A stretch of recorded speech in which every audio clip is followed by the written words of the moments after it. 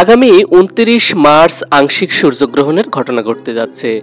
এদিন কিছুক্ষণের জন্য পৃথিবীর কিছু অংশে দুপুরবেলা অন্ধকার নেমে আসবে, তবে এ গ্রহণ বাংলাদেশ থেকে দেখা যাবে না।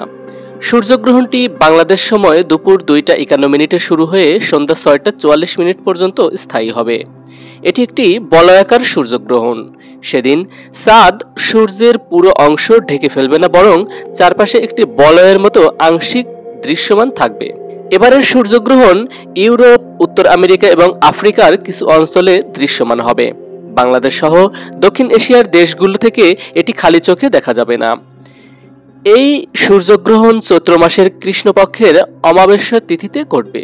বলয়াকার গ্রহণের সময় সূর্যের চারপাশে উজ্জ্বল বলয়ের মতো একটি আভা তৈরি হয়, যা সাধারণত রিং অফ ফায়ার নামে পরিচিত। এই ধরনের সূর্যগ্রহণ পর্যবেক্ষণের জন্য বিশেষ চোখের সুরক্ষা প্রয়োজন। খালি চোখে সূর্যগ্রহণ দেখা চোখের জন্য ক্ষতিকর হতে পারে। তবে যেসব দেশে এটি দেখা যাবে সেখানকার জ্যোতির্বিজ্ঞানীরা টেলিস্কোপ ও বিশেষ ফিল্টার ব্যবহার করে গ্রহণ পর্যবেক্ষণের পরামর্শ দিয়েছেন। এটি ২০২৫ সালের উল্লেখযোগ্য জ্যোতির্বৈজ্ঞানিক ঘটনাগুলোর মধ্যে একটি বলে মনে করা হচ্ছে।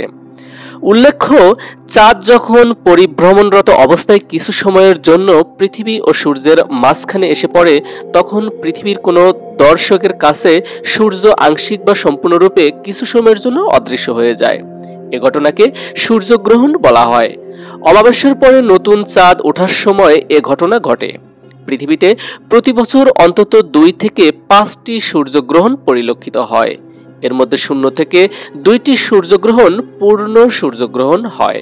যখন চাঁদ পৃথিবীকে প্রদক্ষিণ করার সময় ঠিক সূর্য ও পৃথিবীর মাঝামাঝি এসে পড়ে, তখন সেটি সূর্যের আলোকে পৃথিবীতে আসতে বাধা দেয়, অর্থাৎ চাঁদের ছায়া পৃথিবীর উপর কিছু অংশে পড়ে।